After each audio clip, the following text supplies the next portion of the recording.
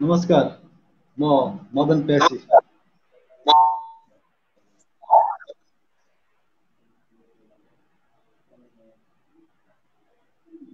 हामी 24औं श्रृङ्खलामा छौँ। 24औं श्रृङ्खलामा आइपुगेका छौँ। आज 24औं श्रृङ्खला कविता विशेष छ।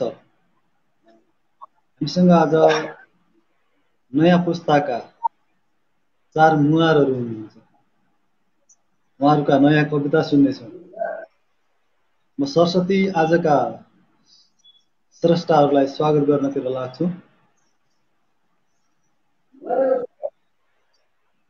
मसँग सुदूर मुसायराको 24औं श्रृङ्खलामा 4 जना सर्जक जोडिसक्नु भएको छ। सँगै छौँ हामी, पर्दामा देखिरहनु भएको छ। हामी सुदूर मुसायराको 24औं श्रृङ्खलामा छौँ। सुदूर मुसायराको पेजमा प्रत्यक्ष लाइभमा जोडिएका छौँ।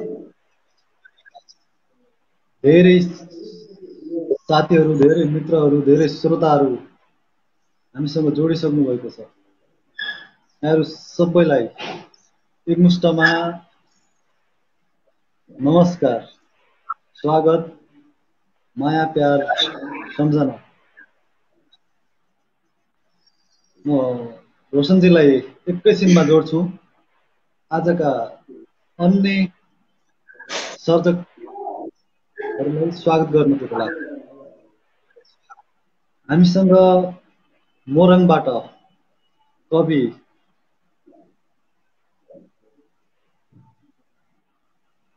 प्रदीप प्योङआङ। स्वागत छ प्रदीपजी। हजुर नमस्कार, स्वागत, धन्यवाद। आराम हुनुहुन्छ? हजुर एकदम आराम। अब त लकडाउन छैन, तर लकडाउन समय अवधि चाहिँ कसरी बिताउनु भयो? सबैभन्दा सुरुमा चाहिँ अब लकडाउन छैन भन्दा पनि अब धरानमा फेरि लकडाउन लगभग सुरु भएको छ भनौँ। पूर्ण लकडाउन त नभनौँ, तर एउटा टाइम टेबलमा लकडाउन सुरु भएको छ अहिले चाहिँ। अनि अब अगाडिको चरणको लकडाउन चाहिँ अब त्यही हो, घरमै बस्ने, रुममै बस्ने, सेल्फ क्वारेन्टाइनमा, अनि आफ्ना रुचिका कुराहरू गर्ने, कहिलेकाहीँ केही पुस्तकहरू पढ्ने, रुचिका कुराहरू गर्ने, केही राम्रो फिल्महरू हेर्ने, त्यसरी नै बित्यो भनौँ न, बितिरहेको छ दिन। हुन्छ, एकैछिनपछि मिठा दमदार कविता सुन्नेछौँ। त्यसै गरी हामीसँग ओखलढुङ्गाबाट कवि सुस्मिता रुबी हुनुहुन्छ। स्वागत छ यहाँलाई। धन्यवाद मदन प्यासी सर लगायत सुदूर मुसाया परिवारप्रति हार्दिक आभार। के छ, ओखलढुङ्गातिर लकडाउन छ अहिले? ठिकै छ, त्यत्रो लकडाउनहरू टोटली त छैन, तर ठिकै छ। पर्सनल केयरका कुराहरू छँदैछन्। अनि लकडाउन अवधि चाहिँ कसरी सदुपयोग गर्नुभयो? लकडाउन अवधिले नोभल्स पढेँ, त्यसपछि यस्तै नेपाली लिटरेचरलाई अलिक इम्प्रुभ गरेँ, मुभीहरू हेरेँ, यस्तै हो, गाउँघरको रमाइलो बसाएँ। त्यसै गरी हामीसँग बागलुङबाट कवि अस्मिता पौडेल हुनुहुन्छ। स्वागत छ अस्मिताजी। नमस्कार दाजु।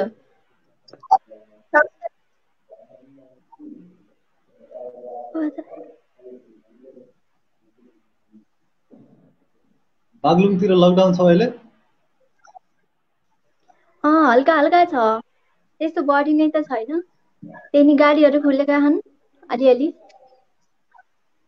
त्यस्तै छ। लकडाउन अवधिमा चाहिँ कविताहरू लेख्नुभयो होला, कसरी चाहिँ लकडाउन अवधि? घरमा भएपछि त अब काम गरिहाल्नु पर्यो, अनि अलिअलि स्केच सिकियो भन्नु पर्यो, त्यही हो, कविता लेखियो। हुन्छ, त्यसै गरी हामीसँग पोखराबाट रोशन तिमिसेनाजी हुनुहुन्छ। उहाँलाई जोड्दैछु, एकछिनमा जोड्छु।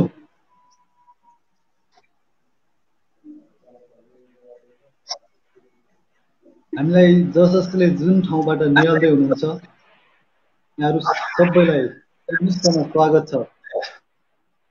आज कविता विशेष श्रृङ्खलामा छौँ।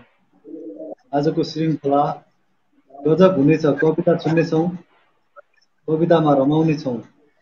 अबको 1 घण्टा लगभग हामी कवितामय हुनेछ हाम्रो यो श्रृङ्खला। 4 जना कवि हुनुहुन्छ हामीसँग। हुन्छ, म प्रदीपजीलाई एकैछिनपछि जोड्छु र उहाँलाई एकैछिनपछि स्वागत पनि गर्छु। जसले जुन ठाउँबाट हेर्दै हुनुहुन्छ हाम्रो यो श्रृङ्खला धेरैभन्दा धेरै सेयर गरेर कविता मन पराउने, कविता लेख्ने सर्जकसम्म पुगाइदिनु होला। यो अनुरोध गर्दै हामी पहिलो चरणतिर प्रवेश गर्छौँ। पहिलो चरणमा 3टा कविता, माफ गर्नुहोला, पहिलो चरणमा 2टा कविता, दोस्रो चरणमा 2टा कविता र अन्तिम चरणमा 2टा गरी एकजना सर्जकका 6वटा कविता सुन्नेछौँ। पहिलो चरणका 2वटा कविता वाचनको लागि म अस्मिता पौडेलजीलाई अनुरोध गर्छु। धेरै धन्यवाद दाजु। सर्वप्रथम त मलाई साहित्य कविता भनेर यस्तो हो भनेर उस्तो भनेर सिकाउनु दाजु देशबन्धु आचार्यप्रति धेरै धन्यवाद दिन चाहन्छु। अनि साथसाथै एवं अजित छेत्री दाई एवं मेरो शिशिसा परिवार, शिशिसा ग्रुप सम्पूर्णमा सम्झना राखेँ। म पहिलो चरणको पहिलो कविता सुनाउँछु।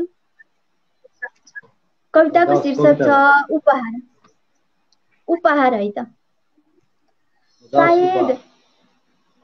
सायद उपहारहरू त मुहान हुँदा रहेछन् सम्झनाहरूका।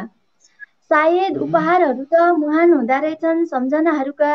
चुहाएर बाडुल्कीहरूको नदी फेरि हिँडाउँदा रहेछन् आफू हिँडेर आएको बाटो।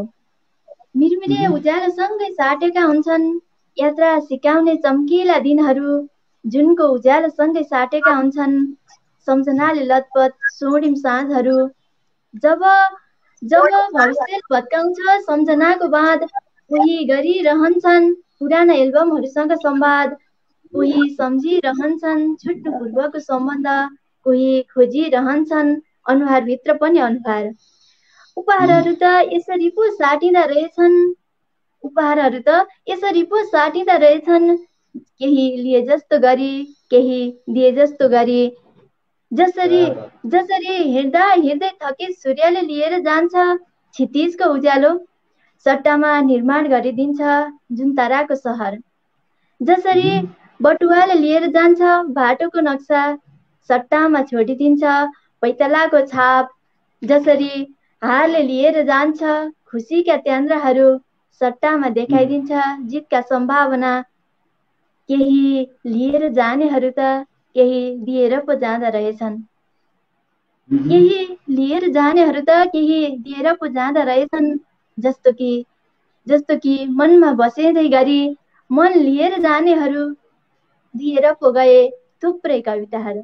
धन्यवाद।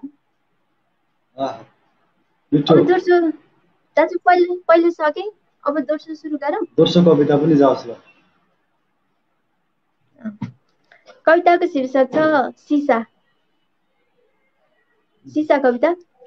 ओछ्याइदिनु मनहरूमा प्रेमको गुन्द्री, बनाएर कतै सम्झनाको चौको। सुरक्षित राखिदिन सक्छु आमाको कोसेली। कतै झुन्डाइदिनु भित्ताका नसाहरूमा, मिलाइदिन सक्छु बिग्रेको श्रृङ्गार। प्रेम बनाएर सजाइदिनु दराजको उचाइमा। प्रेम बनाएर सजाइदिनु दराजको उचाइमा। फुलाइदिन सक्छु बगैँचाको फुल। पारदर्शी बनाइदिनु र राखिदिनु हृदयका झ्यालहरूमा। पारदर्शी बनाइदिनु र राखिदिनु हृदयका झ्यालहरूमा। देखाइदिन सक्छु लुकेको माया। तर कहिले नभत्काइदिनु विश्वासको घर। नगरिदिनु, अस्तित्वमाथि प्रश्न कहिल्यै नफुटालिदिनु, सग्लो मानचित्र म सिसानो हुँ, फुटेपछि त घातक बन्न सक्छु। धन्यवाद। म दुईटै कविता सिकाइसकेँ। मिठा कविता सुन्यौ।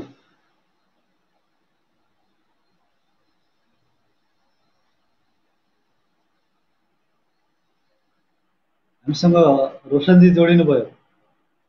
म रोशनजीलाई स्वागत गर्नतिर लाग्छु। रोशनजी, हजुर स्वागत छ यहाँलाई। हजुर धन्यवाद हजुरलाई र सम्पूर्ण गजल मुसायरा परिवारप्रति आभारी छु। यो लकडाउन समय अवधि कसरी चाहिँ बिताउनु भयो? म लकडाउन भन्दा अगाडि नै गाउँमा आएको थिएँ। मेरो गाउँ चाहिँ पोखरा भन्दा थोरै माथि सराङकोटमा हो। अनि लकडाउनको समयमा चाहिँ गाउँतिरै बस्ने मेरो गाउँमा लकडाउनको समय सदुपयोग पनि भयो एक हिसाबले, साहित्यको हिसाबले हेर्ने हो भने चाहिँ मेरो लागि निकै नै महत्त्वपूर्ण समय रह्यो। धेरै कविताहरू पनि लेखेँ मैले यो समयमा। केही छोटा कविताहरू पनि प्रयास गरेँ, केही छोटा कविताहरू पनि लेखेँ र विभिन्न अनलाइन महफिलहरूमा यसरी नै लाइभका प्लेटफर्महरू छन्, ती लाइभका प्लेटफर्महरूमा आइरहनु पाएको छु। सम्पूर्ण श्रोताहरूले मन पराइरहनु भएको छ, सम्पूर्ण साहित्यिक मनहरूले मन पराइरहनु भएको छ। निकै नै खुसी छु। हुन्छ, हामीले पहिलो चरणका दुईटा कविता अस्मिताजीका सुन्यौँ। हामी तीनवटा चरणमा कविता सुन्नेछौँ। पहिलो चरणका दुईटा कविता वाचनको लागि प्रदीप याङहाङजीलाई अनुरोध गर्छु।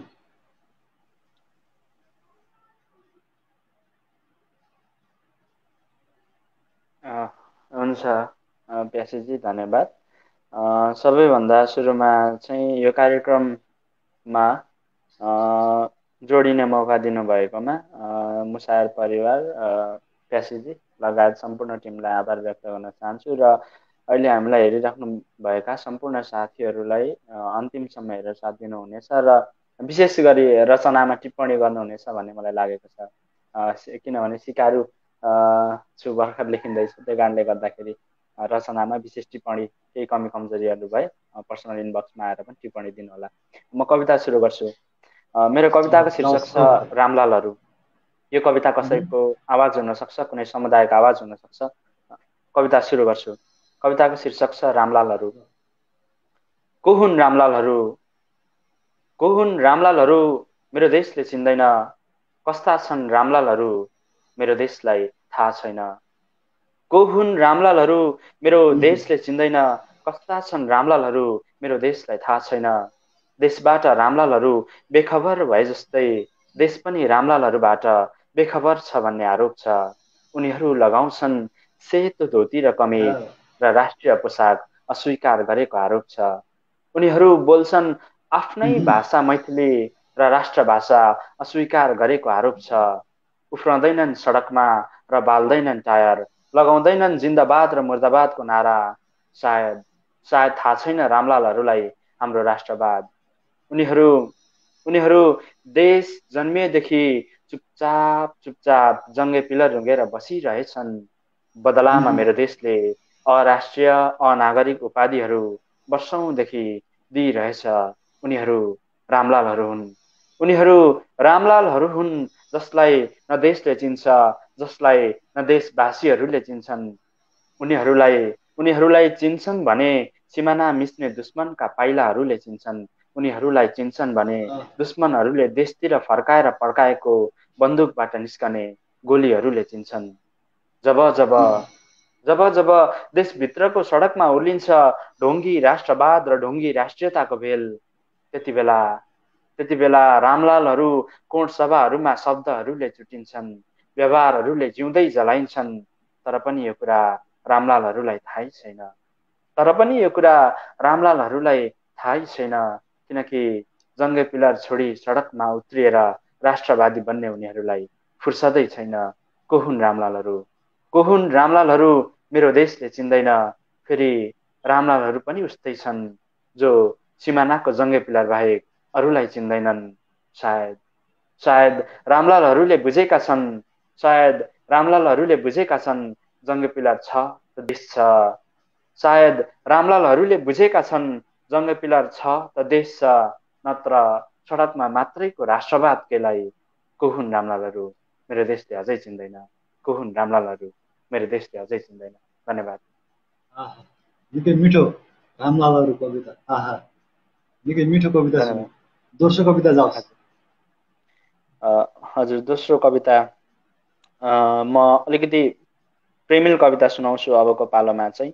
अगाडि जाओस् अस्मिताजीको प्रेमिल पनि कविता। अलिकति सम्बन्धी आयो, म प्रेमिल कविता नै सुनाउँछु।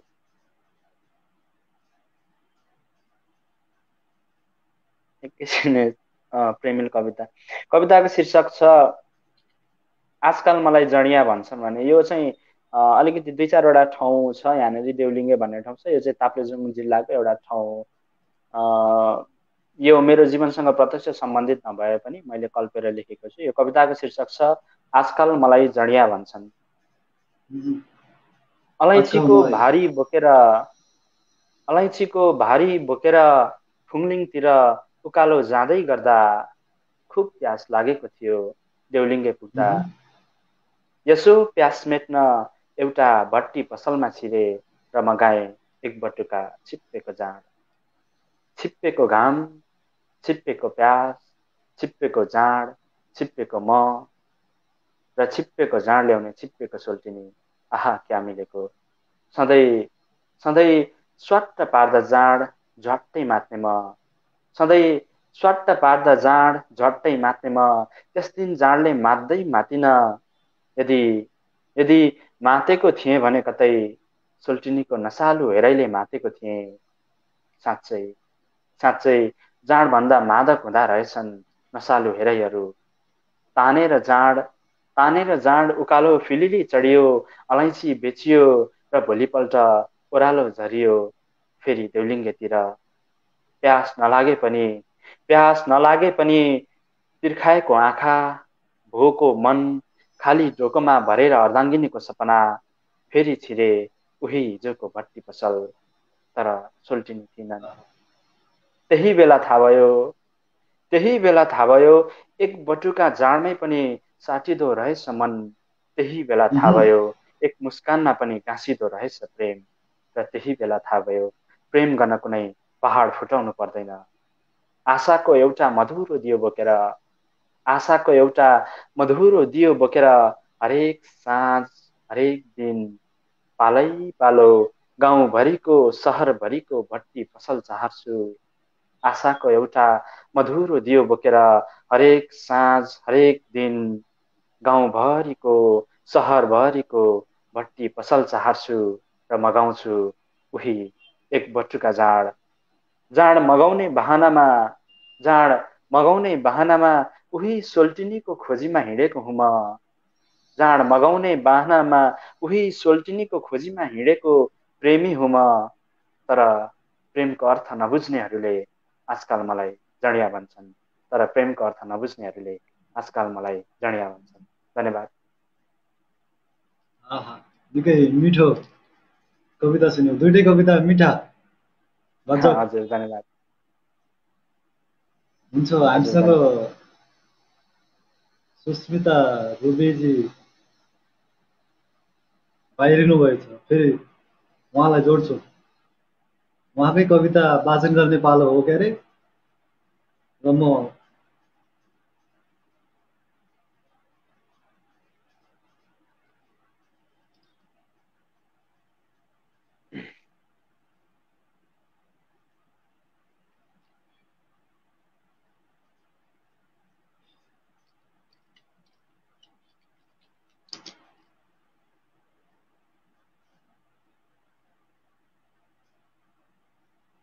हामीसँग धेरै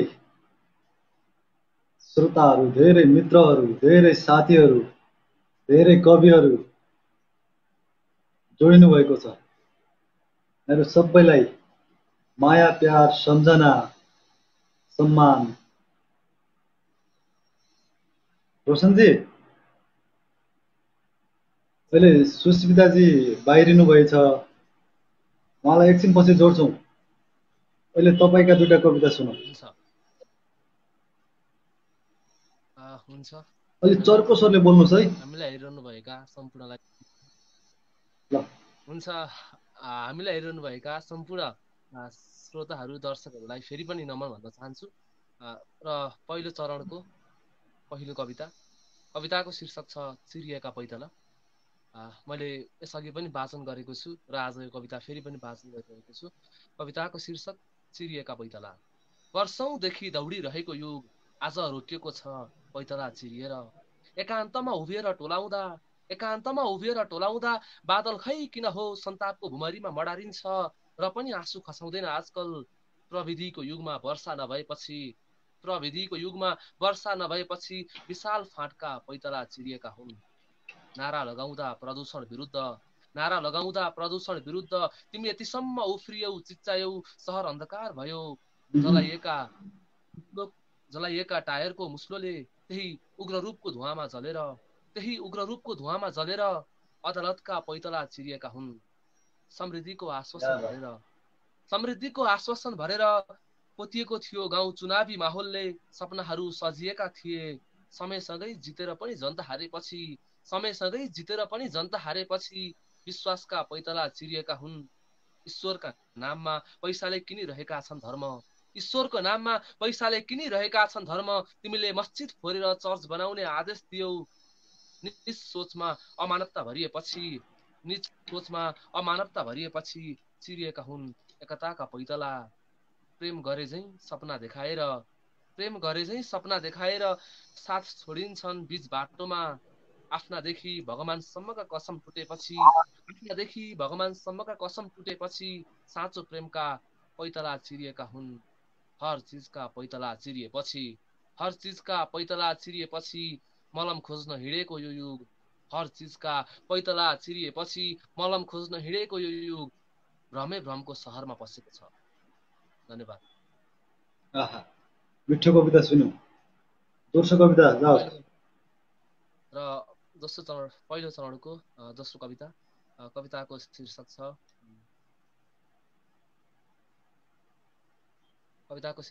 घडीले नदेखाएको समय। र कविता शीर्षक हुन्छ प्राचीनदेखि चलिरहेको घडीले अहिलेसम्म समय देखाएको छैन। एउटा वृक्ष माइतीको हातमा हुर्किन्छ र बाध्यतामा छोड्छ घरलाई। सपना जन्मिन्छन् पहाड बोकेर पाठेघरमा। यसरी सृष्टि चलाइरहँदा पनि समानताको घडीले समय देखाएको छैन। यो विशाल साझा आकाशमुनि आकाशलाई नै छानो बनाएर फोहोरसँग भोक साटेर धड्किन्छ मुटु। भाग्यमा चल्न खोजेको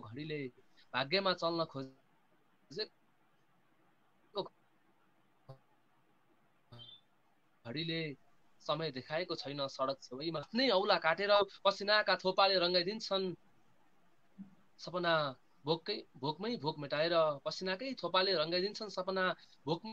मेटाएर किसान रहर फलाएर अरूलाई सुम्पिन्छ।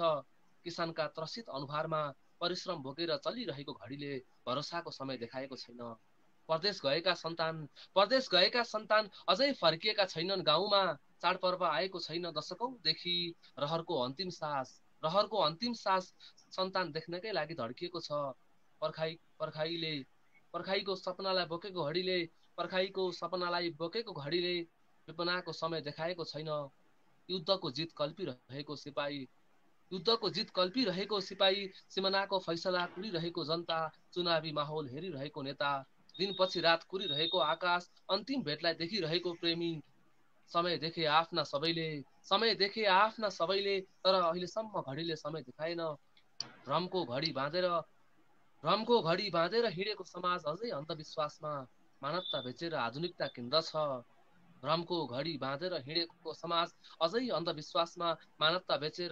किन्दछ। तिमीले सोच्यौ एकपटक अहिलेसम्म घडीले किन समय देखाएन? धन्यवाद। निकै मिठा दुईटा कविता सुन्यौ। हामीसँग धेरै श्रोताहरू जोडिनु भएको छ। धेरैले हेर्दै हुनुहुन्छ, मिठा प्रतिक्रिया दिइरहनु भएको छ। प्रतिक्रियाहरूलाई मैले समेट्न सकिरहेको छैन, वालमा देखाउन सकिरहेको छैन। त्यसको लागि क्षमा चाहन्छु। धेरैका प्रतिक्रियाहरूलाई समेट्न गाह्रो हुने भएका कारण तपाईँहरूको प्रतिक्रियालाई मैले समेटिरहेको छैन। हामी पहिलो चरणका दुईटा कविता अब सुस्मिता रुबीजीका सुन्छौँ।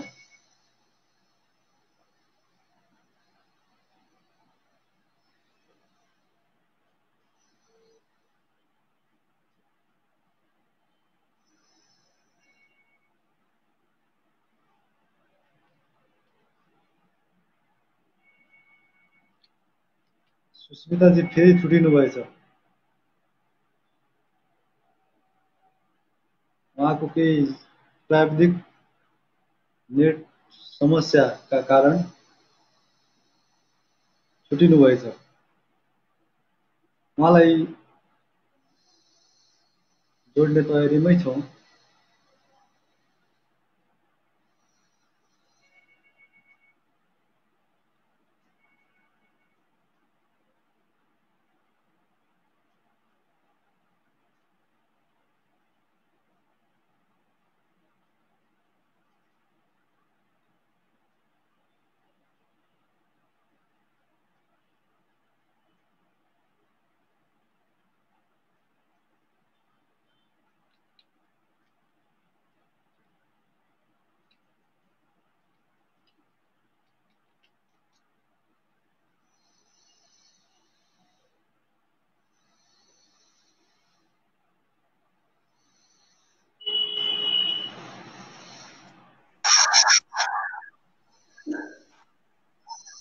सर्वप्रथम त धन्यवाद सुदूरमुख आएर परिवारप्रति र मदन प्यासी सरप्रति यो अवसरको लागि।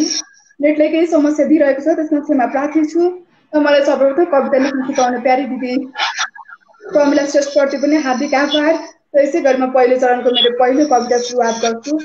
कविताको शीर्षक छ आमा मलाई माफ गर है। हो म एक छोरी, एक आइमै र एक सृष्टिकर्ता हुँ। मलाई गर्व यो कुरामा छ कि म यो संसारमा एक छोरी, एक आइमै र एक सृष्टिकर्ता भएर आएकोमा। म गर्वको साथ भन्छु म मेरो समाजमा हुने सबै धर्म संस्कृति पूरा गर्न तयार छु आमा, तर मलाई माफ गरिदेऊ है। म महिनावारी हुँदा महिनाको 4 दिन अलग्गै बस्न सक्दिनँ। आमा मलाई माफ गरिदेऊ है, म महिनाको 4 दिन अलग्गै बस्न सक्दिनँ। यो सामान्य प्राकृतिक नियम हो। मलाई नचाहिने, मेरो शरीरलाई नचाहिने, मलाई हानि पुर्याउने फोहोर दिनदिनै हरेक दिन, हरेक बिहान, हरेक साँझ जान नमिल्ने भएर महिनाको 4 दिन बगेर बाहिर निस्केको मात्र हो। अब त तिमीले बुझ्नुपर्छ आमा, यदि म महिनावारी भएन भने यो संसार अधुरो छ, यो समाजको कुनै अस्तित्व छैन। त्यसैले भन्दैछु आमा मलाई माफ गरिदेऊ है। म महिनावारी हुँदा महिनाको 4 दिन अलग्गै बस्नै सक्दिनँ। तिमी एकपल्ट आफै सोच त, तिमी महिनावारी भएकी थिएनौ त आज मलाई कसरी अलग्गै बस भन्थ्यौ, कसरी जमाउँथ्यौ अर्को सृष्टि, कसरी हुन्थ्यो यो सृष्टिको सिर्जना हो। म बुझ्न सक्छु आमा, तिमी मलाई आफूसँगै सुताएर राख्न पनि सक्दिनौ। र पहिलोपल्ट महिनावारी भएकी छोरीलाई यो स्वार्थी समाजको नियमले आफूसँग राख्न नै सक्दैनौ। तर तिमीले यो बुझ्नुपर्छ आमा, आज मलाई अर्काको घर पठायौ भने तिम्रो छोरी निकै कमजोर हुन्छ। त्यसैले त भन्दैछु आमा मलाई माफ गरिदेऊ है। म महिनावारी हुँदा महिनाको 4 दिन अलग्गै बस्न सक्दिनँ। म महिनावारी हुँदा महिनाको 4 दिन अलग्गै बस्नै सक्दिनँ। फेरि पनि भन्दैछु आमा तिमीलाई, संस्कारको नाममा आफूलाई मजबुर नगर आमा। अर्काको घरमा जतिसुकै राम्रो होस्, जतिसुकै मिठो बोली होस्, म त्यहाँ खुलेर बोल्न सक्दिनँ, रमाएर बस्न सक्दिनँ। मेरै घरमा मलाई तिम्रै त्यो रुखो बोलीको, तिमीले माया, तिम्रो प्रेम मिसिएको बोली सुनेर बस्नु छ। तिमीसँगै केही कुराहरू बस्नु छ। तिमी बिना म कोहीसँग खुलेर हाँस्नै सक्दिनँ, तिमीलाई बोल्न सक्दिनँ, कोहीसँग रमाउन सक्दिनँ। त्यसैले भन्दैछु आमा मलाई माफ गरिदेऊ है। म महिनावारी हुँदा महिनाको 4 दिन अलग्गै बस्नै सक्दिनँ। धन्यवाद। सुस्मिताजी हजुर नआत्तिएर बिस्तारै वाचन गर्नुहोस् है, एकदम नडराएर। कस्तो प्रब्लम? हामीसँग समय छ। हस् हस् म मेरो दोस्रो कविता सुरु गर्छु। मैले नेपाली साहित्य भन्ने बित्तिकै सबैभन्दा पहिलोपल्ट आफूले कलमबाट आफूले लेखेको भनेको यो सन्तान कविता छ। अब पहिलो चरणको दोस्रो कविता सन्तान। एक नयाँ ठाउँ, नयाँ मान्छे, नयाँ बस्ती, फरक पहिरन सबै एकअर्कासँग रमाइरहेका थिए। एक म थिए जो सबैसँग अपरिचित, पर कुनामा बसेर असार खुसीलाई अँगाल्दै थिए म। एक अधवयस्क पुरुषले आएर भने, जाऊ नानी, तिमी पनि रमाऊ, उनीहरूसँग सामेल हौ, तिमीसँग भएको एक्लो खुसीलाई उनीहरूसँग बाँड। ती सबै तिम्रै सन्तान हुन्, तिम्रै सृष्टि हुन्,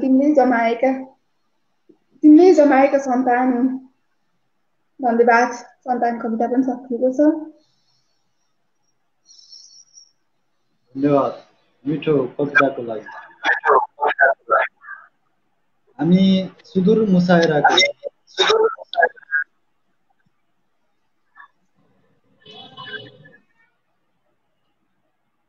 24औं श्रृङ्खलामा छौँ। आज कविता विशेष श्रृङ्खलामा पनि छौँ। हामीसँग धेरै मित्रहरू जोडिरहनु भएको छ। हामीसँगै रहनुहोला अन्तिमसम्म। मिठा मिठा कवितामा डुबुल्की मार्नुहोस्, मिठा कविता सुन्नुहोस्। हुन्छ हामी दोस्रो चरणतिर प्रवेश हुन्छौँ। दोस्रो चरणका दुईटा कविता वाचनको लागि अस्मिताजीलाई अनुरोध गर्छु।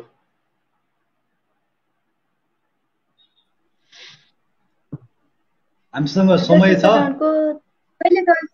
नडराएर वाचन गर्नुहोस् ल। ल जाओस् कविता। म दोस्रो चरणको पहिलो कविता सुरु गर्छु। कविताको शीर्षक छ मौन आवाज। जब जब यी आँखामा पट्टी बाँधिदियौ, मैले अदृश्य बनाएर लुकाइरहे विगतका दृश्यहरू। जब जब पोथी भनेर आवाज खोजिदियौ, मैले मौन बसेर सहिरहे आगोका मुस्लाहरू। जब जब सङ्घार नाग्नु हुँदैन भनेर पैताला चिरिदियौ, सानो कुनामा सङ्घालिरहे ठुलो संसार हिँड्ने पैताला। यसरी घटित हुन्छ कुनै घटना जसले निर्माण सुरु नहुँदै निधारमा टाँसिदिन सक्छ। भत्किएको सूचना यसरी फुट्न सक्छ भित्ताको घडी, जसले बिगारिदिन्छ समयको सुन्दर चेहरा। यसरी खोलिदिन्छौ बोतलको बिर्को, प्रेम भित्रबाट निस्किन्छ तेजाबको थोपा। यसरी जुधाइदिन्छौ यी आँखामा आँखाहरू, पलभरमै दृष्टिहरू बलात्कृत हुन्छन्। पितृ सत्ताको आड लिएर यसरी उभिन्छौ कि लाग्छ त्यहाँ भन्दा बलियो अर्को कुनै पर्खाल छैन। अहम र अहङ्कारले यसरी प्रहार गर्छौ कि लाग्छ त्यहाँ भन्दा धारिलो कुनै हतियार छैन।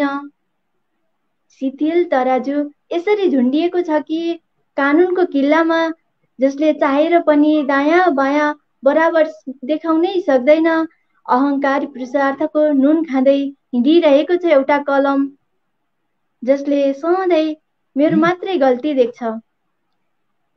म बाँचेको युग तिमी यति त सजग हुनु कि यस्तो समय कहिल्यै नआओस्। म बाँचेको युग तिमी यति त सजग हुनु कि यस्तो समय कहिल्यै नआओस्, जहाँ समयको सन्दुकभित्र मातृत्व लुकाएर बन्जर बनाउनु परोस्, आफ्नो हृदय उत्रिनु परोस् विद्रोहको महायुद्धमा, जहाँ पैताला काटेर हिँड्नु परोस् समय खोच्याउँदै जस्तो कि हिँडिरहेछ मेरो देशको वर्तमान। धन्यवाद। पहिलो कविता सकाएँ। दोस्रो सुरु गरौँ। ल जाओस् दोस्रो कविता। दोस्रो कविता चाहिँ बिछोड है शीर्षक। प्रेम भइसके पछाडि बिछोड भएको कुरा चाहिँ बिछोड है कविताको शीर्षक। उबेला कसैको पैतालामा आफ्नै मनहरू ओछ्याइदिएर भरपुर स्वागत गरेथे कसैलाई चुपचाप। त्यसपछि न हो त्यसपछि न हो हृदयबाट प्रेम चुहिएको, ओठ ओठमा सम्बन्धहरूको सम्बोधन भरिएको। विश्वासको धागोमा प्रेमलाई बाँधेर पुर्याएथ्यौँ स्वतन्त्रताको अन्तिम उचाइसम्म, जहाँ मनहरू ठोकिएर निस्कन्थ्यो अनौठो झङ्कार, नजरहरू जुधेर आँखामा बन्थ्यो प्रेमको स्केच। औँलाले पटक पटक देखाइरहन्थे चकेवाहरूको जोडी, तर अचेल असिनाले चुटेका फुलको थुङ्गा जस्तो ओहोर दोहोर गरिरहन्छन् मुर्झाएका संवादहरू। ह्यामरले काँटी थिचिरहे जस्तो थिचिरहन्छ अतीतले, नदीको किनारा भत्किरहे जस्तो भत्किरहन्छ यो मुटुको वर्तमान।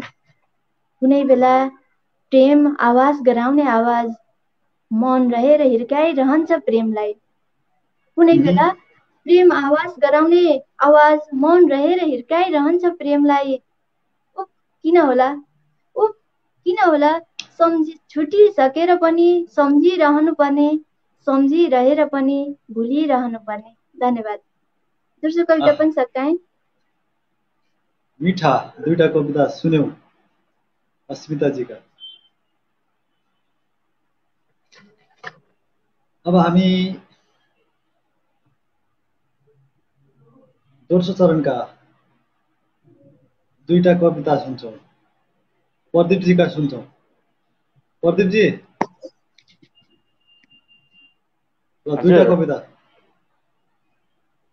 हुन्छ। अघि अलिकति फरक दुईटा खाले कविता सुनाएँ अघिल्लो चरणमा, फरक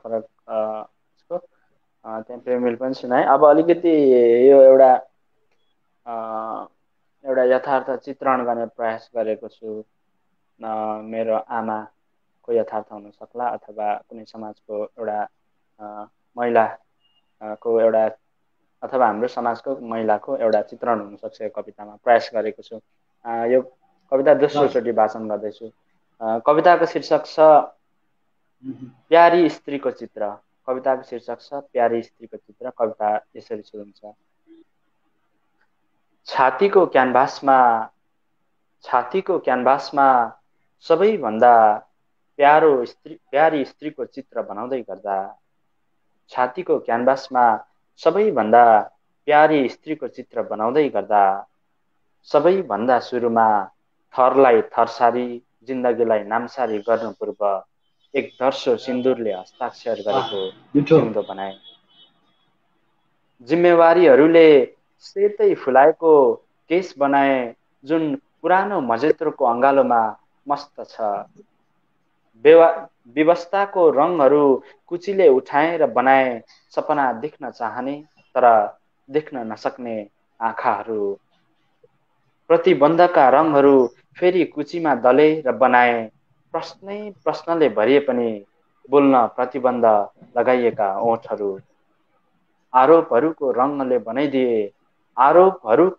रङले बनाइदिए वर्षौंदेखि हजारौं आरोपहरू, सुन्दै आएको निर्दोष कानहरू। अलिकति मात्रै इज्जत अडिएको नाक पनि बनाइदिए। आकाशसँग आकाशे रङ पैँचो मागे र बनाइदिए आकाश जस्तै खुल्ला छाती, जहाँ मडारी रहने व्यथाहरूको कालो बादल व्यवस्था गर्दै मेरो निम्ति अक्सर सुनौलो सपनाको चराहरू उडाइन्छन्। यसरी चित्र पुरा भयो। अन्ततः सबैभन्दा प्यारी स्त्रीको चित्र मेरी आमाको बन्यो।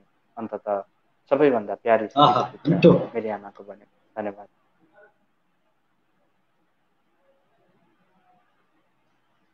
अब दोस्रो कविता सुरु गर्छु। एउटा समस्यामा आधारित कविता भनौँ जस्तो लाग्छ मलाई। केही समय अगाडि यहाँ एउटा मन्दिर छ। त्यो मन्दिरमा चाहिँ त्यहाँ पुगेपछि त्यहाँको घटनाले चाहिँ एकदम मन छुएपछि मैले कविता लेखेँ। चिसो पस्यो मनमा, त्यही भएर यो कविता लेखेँ। कविताको शीर्षक छ मनमाया। कविता यसरी सुरु हुन्छ। मनमाया शीर्षकको कविता।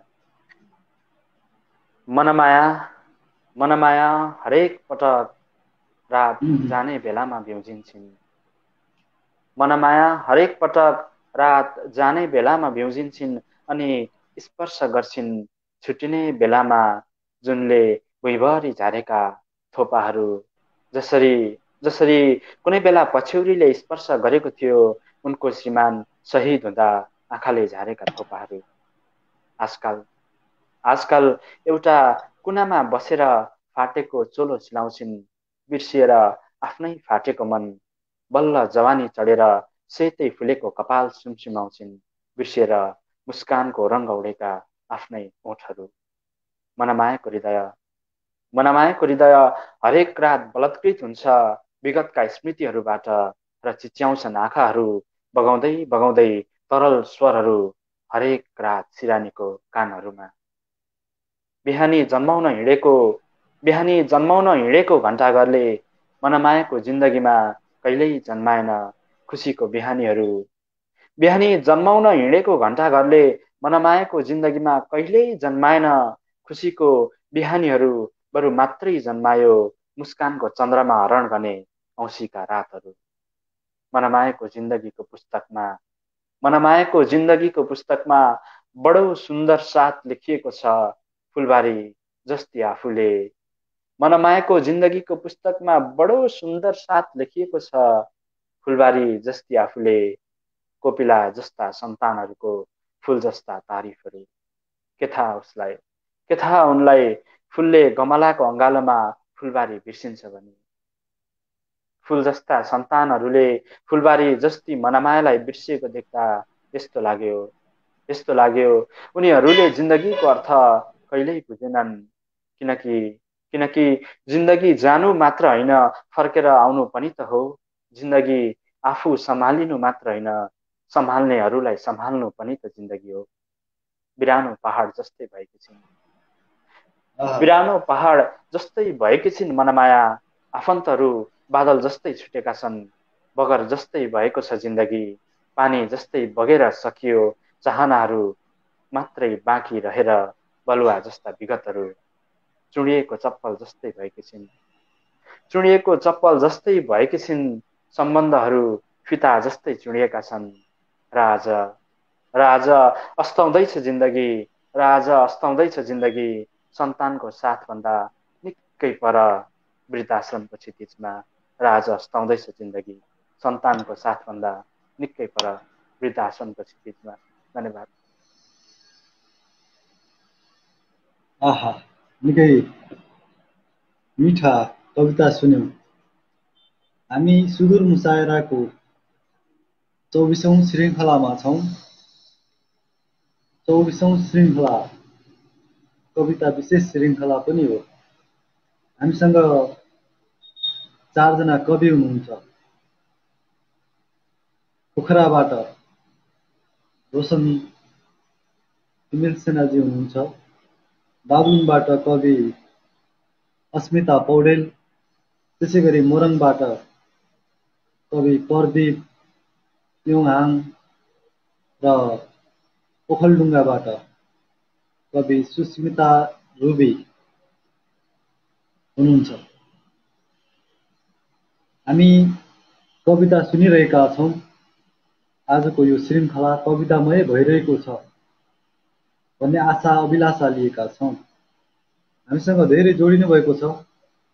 यहाँहरू सबैलाई पुनः नमस्कार, माया, प्यार, सम्झना, सम्मान। हामी अन्तिम चरणमा आइपुगेका छौं भनेर एकछिनपछि भन्छु। हामी दोस्रो चरणमा छौं। दोस्रो चरणका 2वटा कविता वाचनको लागि म सुस्मिता रुबीजीलाई अनुरोध गर्छु।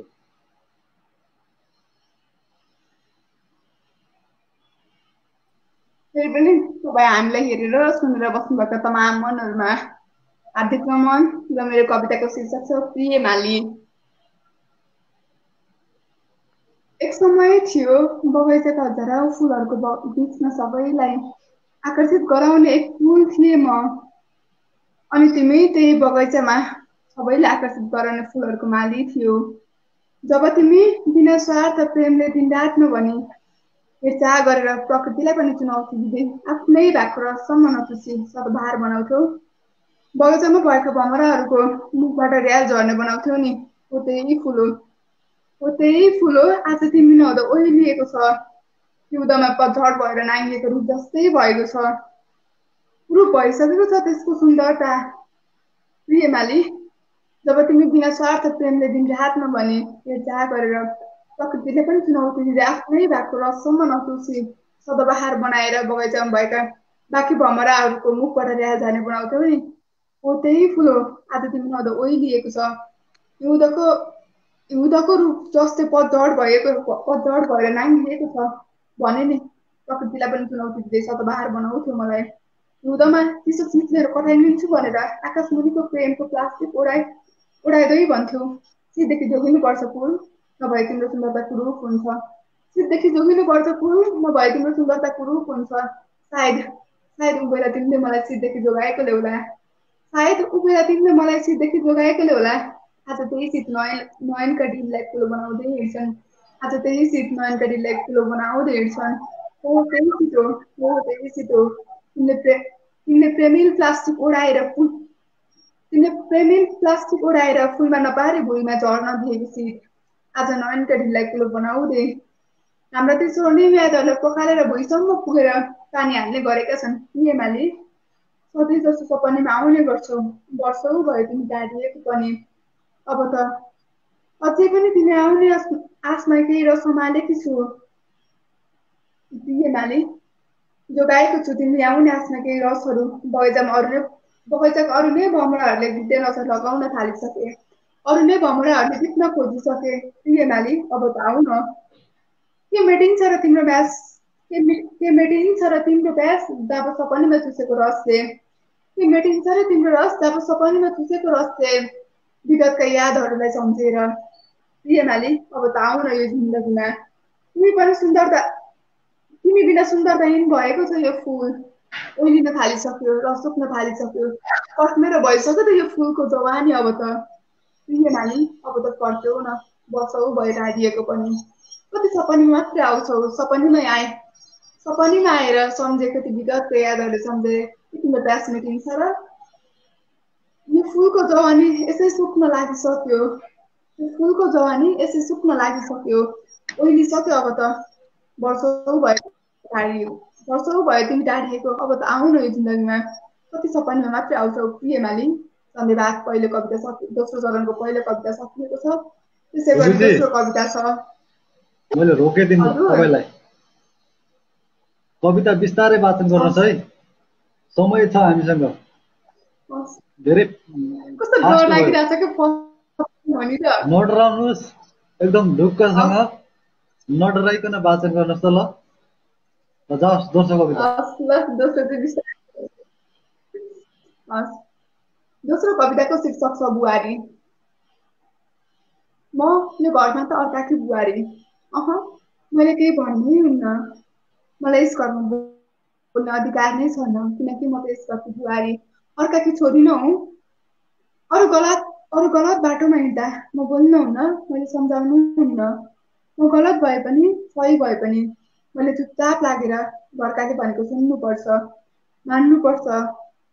मसँगै कि मेरी नन्द बहिनी उफ्रेर हिँड्छिन्, भुलेर हिँड्छिन्, तर म भुलेर पनि हाँस्नै पाउँदिनँ किनकि म त यस घरकी बुहारी हुँ, अर्काकी छोरी। मेरी नन्द ऊ जत्तिकै शिक्षित हुँ म पनि। ऊ जहाँ गए पनि जे गरे पनि जसो गरे पनि छुट्छ उसलाई। तर मलाई घरबाट निस्किन पनि मनाइ छ। बहिनी खुलेर बोलिन् भने शिक्षित छोरी अरे। तर मैले बोले भने संस्कार नबाँकी जान्ने अरे।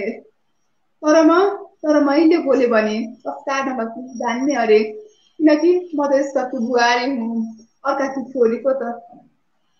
बहिनीले आधा शरीर देखाएर कपडा लगाउँदा केही हुन्न। तर म सधैँ घुम्रोभित्र बस्नुपर्छ। यदि बस्दिन भने घरको इज्जत जान्छ रे। यदि बस्दिनँ भने घरको इज्जत जान्छ अरे। मैले बहिनीलाई गलत ठाउँमा सम्झाउँदा, नबुझेको कुरा बुझाउँदा, उसको गल्ती ओइलाउँदा मैले हिंसा भयो रे। परिवारको कुरा काटेँ रे, बहिनीलाई हेला गरेँ रे। तर म सधैँ उनीहरूको दबाबमा बस्दा महिला हिंसा हुन्न रे। किनकि म त यसको बुहारी, अर्काको छोरी पो त। धन्यवाद। दोस्रो कविता पनि यही सकाएकी छु। आहा मिठा कविता सुन्यौँ दुईटा। हामी दोस्रो चरणको दुईटा कविता सुन्छौँ फेरि। गफगाफ थोरै छ, बसाइलाई कवितामय बनाउने प्रयासमा छु। दोस्रो चरणका दुईटा कविता वाचनको लागि म कवि रोशनजीलाई अनुरोध गर्छु। धन्यवाद प्यासीजी। हामीलाई हेरिरहनुभएका सम्पूर्णलाई फेरि पनि नमन रहे। पहिलो कविताको शीर्षक छ प्रेमको अर्थ र प्रेमिल कविता सुनाउने छु अब। कविताको शीर्षक प्रेमको अर्थ। हर दिन फाल्छ घामले केही प्रश्नका किरणहरू, हर दिन फाल्छ घामले केही प्रश्नका किरणहरू जो डुबुल्की मार्छन् मेरा जिज्ञासाका सागरमा। घामसँगै उदाउँदै हस्ताउँदै उत्तरको पर्खाइमा छ एउटै प्रश्न, प्रेमको अर्थ के हो। धेरै भौतारिए आफैलाई प्रेम नगर्ने म सोधिरहे उत्तरका घेराहरू। उचाइदेखि धरातलसम्म, लेकका अग्ला टुप्पादेखि बेसीका गहिरा खोजसम्म, जिन्दगीका साँघुरा गल्ली धेरै पार गरे प्रेमको फराकिलो अर्थ खोज्न। जवाफको पर्खाइमा प्रश्न ठोक्किन्छ सिपाहीका जीवनसँग, जसको आँखाबाट निस्कन्छन् जवाफका केही भयभीत थोपाहरू। हिँड्ने बेलैमा पल्टन ऊ प्रेमिकालाई निहाल्छ चौतारीमा, बिस्तारै चुम्दै सिउँदोलाई मायासँग कसम मिसाएर पर्खाइ भरिदिन्छ सानो भट्टामा। आमालाई सम्झिन्छ ऊ जो सुकेको हाँगामा कागलाई देख्दा झस्किरहन्छन् भगवानलाई पुकार्दै। केही सिपाहीहरू श्रीमतीसँगै भित्री संसारमा छोडेर गएका छन् सन्तानलाई। एक महिला सिपाही सन्तान च्याप्दै होमिएको देखेर युद्ध हारिदिन्छ अर्को सिपाही। यसरी सिपाहीहरूलाई देख्दा अडिरहेको देखेँ संवेदनशील भएर, यसरी सिपाहीहरूलाई देख्दा अडिरहेको देखेँ संवेदनशील भएर। भाग्य र भगवानका आस्थामा प्रेमका केही टुक्रा अर्थहरू। थकाइ लाग्न पनि थकाइ लागेपछि लामो सुस्केर आकाशतिर फाल्छु। बडो प्रेमपूर्वक सल्किएको छ घाम बादलको तन्नामा। चम्किरहोस् बादलको तन्ना ऊ चाहन्छ आफू खसेपछि डाँडाबाट शीतल बनाउन पोलेको आकाशलाई आफै जुन बनेर फर्किन्छ। आकाश र घामलाई हेरेपछि फरक जवाफ भेटे प्रेमको प्रश्नमा। बाटो सम्झिरहोस् भनेर कोट छोड्छ पैतलाले, किनारमा बालुवा चिनो छोड्छ नदीले, गुलाबलाई काँडा छोड्छ सम्झना स्वरूप। अझै हेर्दै जान्छु प्रकृतिलाई जोडी ढुकुर प्रेममा लतपतिएको देखेँ। चारो खुवाएको देखेँ माउले बच्चाहरूलाई। बाछो छुँदा गाईको त्रासमा प्रेम भेटिन्छ। एउटा जवाफ खोजिरहेको म हजारौं जवाफमा हिँडिरहेँ। अर्थ आफैमा ब्रह्माण्ड झैँ भारी रहेछ। एउटै प्रश्नमा एक्लै हिँडेको म गहिरो प्रेममा छु अहिले आफैसँग। अर्थ आफैमा ब्रह्माण्ड झैँ भारी रहेछ। एउटै प्रश्नमा एक्लै हिँडेको म गहिरो प्रेममा छु अहिले आफैसँग। सजिलो जवाफको महत्वाकांक्षा राखेर एउटै प्रश्न छोड्न चाहन्छु। सजिलो जवाफको महत्वाकांक्षा राखेर एउटै प्रश्न छोड्न चाहन्छु। आखिर के हो त प्रेमको अर्थ। धन्यवाद। अबको क्रममा अर्को कविता सुनाउँछु। कविताको शीर्षक छ रोशनजी, हजुर अलिक चर्को स्वर, अलिक कम सुनिरहेछ। हस्, मैले प्रयास गरिरहेको छु। मोबाइलमा केही समस्याहरू आइरहेका छन्, सकेसम्म चर्को वाचन गरिरहेको छु, प्रयास गरिरहेको छु। कविताको शीर्षक छ हजुर रोशन दाजु, छोटो कविता नि जाओस् न। छोटो कविता अर्को चरणमा है। छोटो कविता बोनसमा। बोनसमा हुन्छ बोनसमा जाओस् के बोनसमा छोटो कविता भन्नुभएको छ हुन्छ म छोटो कविता सुनाउनेछु मेरो कविताको शीर्षक छ कविताको शीर्षक तागत कविताको शीर्षक तागत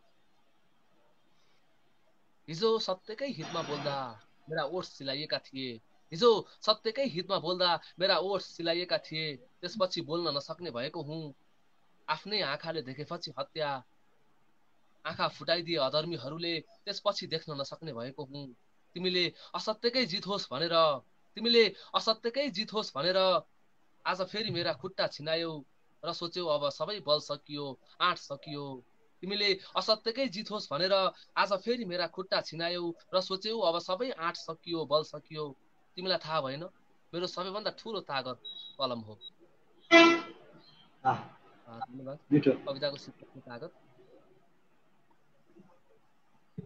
र दोस्रो चरणको दोस्रो कविता सुनाउनेछु कविताको शीर्षक छ चोट एउटा आरणमा जब पिटिन्छ निर्दोष फलाम तब पो धारिलो हुन्छ हँसिया बन्छ आकारमा आउँछ कोदाली बन्छ उसै गरी कुटिन्छन् ढुङ्गाहरू उसै गरी कुटिन्छन् ढुङ्गाहरू चोट सहन्छन् हिर्काइ सहन्छन् र पो सजिन्छन् मन्दिरमा कहिले गणेश कहिले शिव भनेर कहिले पार्वती कहिले सरस्वती भनेर चोट नै हो बगाउने ढुङ्गाहरूको चोट नै हो बगाउने ढुङ्गाहरूको जो फालिन्छ किनारमा बालुवा बनेर नदी तर्किएर किनारसँग मात्तिन्छ र जानी नजानी ठोकिन्छ र पो पुग्छ गन्तव्यमा सागर भेट्न सबै चोटहरू त्यस्तै प्रिय त कहाँ हुन्छन् र सबै चोटहरू त्यस्तै प्रिय त कहाँ हुन्छन् र सीमा नागेर खप्न नसकेपछि सिसा टुक्रिन्छ फेरि नजोडिने गरी पुरानो आफै जे महत्त्व नभेटिने गरी सबै चोटहरू उसै गरी कहाँ तात्तिन्छन् र आरणमा दाउराहरू ताप खप्न नसकेपछि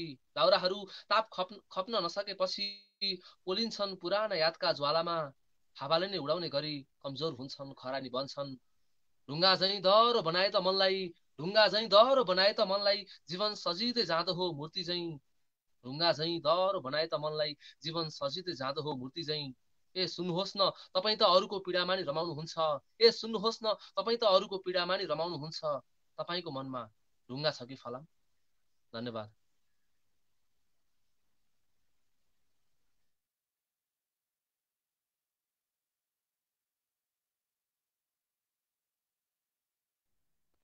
मदनजी तपाईँको माइक म्युट छ है त आहा मिठा कविता सुन्यौ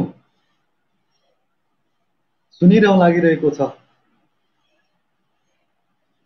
हामीसँग अहिले पनि धेरै श्रोताहरू जोडिरहनु भएको छ धेरै मित्रहरू जोडिरहनु भएको छ यहाँहरूलाई फेरि पनि स्वागत छ हामी सुदूर मुसायराको 24औं श्रृङ्खलामा छौँ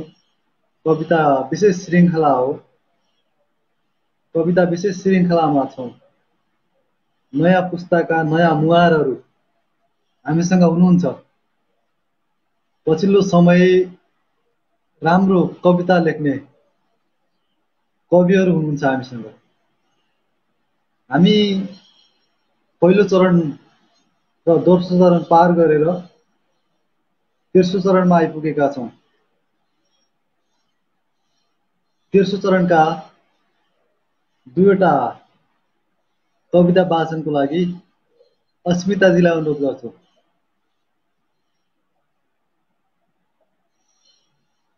म्युट खोल्नुहोस् त एउटा बोनस दिन्छु है छोटो बोनस जाओस् छोटो कविता शीर्षक छ महसुस एक जमाना थियो म आफ्नो हृदयलाई बगर ठान्थे जहाँ कुनै फुल फुल्नै सक्दैन अचानक एक दिन तिमी बग्दै आयौ र हिर्कायौ प्रेमको बुँदले अचानक एक दिन तिमी बग्दै आयौ र हिर्कायौ प्रेमको बुँदले अचेल बगरमा पनि गुलाब फुल्नेको महसुस भएको छ मिठो धन्यवाद ल जाओस् पहिलो कविता जाओस् तेस्रो चरणको पहिलो कविता सुरु गर्छु कविताको शीर्षक छ ढुङ्गाहरूको सङ्गत जब जब आफ्नो हृदयलाई बगर सम्झेर लेख्न थाल्छु कलिला यी औँलाहरूले ढुङ्गा जस्तै कठोरताको कविता हातहरू कापीमा बजार्नु पूर्व नै काप्न थाक्छन् थरथर थरथर। उफ, कसरी गरे होला? पुतलीलाई देखेर पखेटा बिना कल्पनापुरसम्मको संक्षिप्त यात्रा कसरी बिताए होला चौतारीको सङ्गतले? लामो समय कसैको पर्खाइमा कसरी हिँडे होला घडीलाई देखेर जिन्दगीका किरिङ मिरिङ गोरेटोहरूमा, जो कि ढुङ्गाहरूको सङ्गतले हृदय बगार बनाउन कहिल्यै सकिन। सम्झनाको फाँटमा पसेर निहाल्दा अतीतका झुप्पाहरू बगिरहे पनि आँखाबाट अनन्त कथाहरू, आफ्नै अनुहारको खोजीमा हराएर प्रश्नको जङ्गलमा भेटिरहे पनि प्रश्नकै आक्रामक रूप थिचिरहे पनि पीडाहरूको हथौडाले मुटुको वर्तमान मिल्काइदिए पनि प्रेमको नदीले बगरको कुनै कुनामा ढुङ्गै ढुङ्गाको बिचमा रहेर पनि कहिले परिवर्तन हुन सकेन यो मेरो मन। किनकि हरेक साँझ आफैले भत्काएर उत्खनन गर्दा मुटुको धरातल भेट्ने गर्छु वर्षौँ पहिले लुकाएको प्रेमको तस्बिर। धन्यवाद दाजु, सकाएँ। आहा मिठो। ल अन्तिम कविता जाओस्।